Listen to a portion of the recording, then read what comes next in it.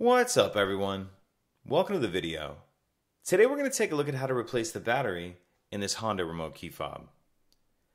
So this remote key fob is going to use replacement battery CR2025, and I'll put a link in the description box of this video to where you can purchase these batteries if you're in need. The other thing I'm going to be using is a flathead screwdriver.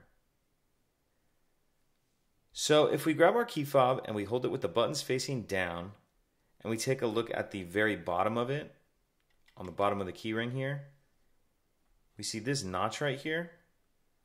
What I'm going to do is put my screwdriver in that notch, make sure it's all the way in there, and then I'm just going to twist it like I'm opening a lock with a key.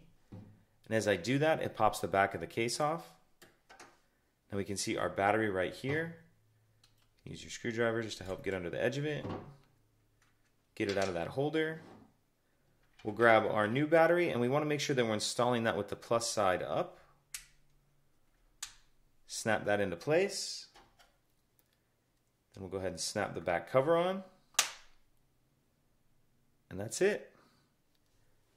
If you have any questions, please let me know. If you could take a second to like and subscribe, it helps us out, and I'd appreciate it. Thank you.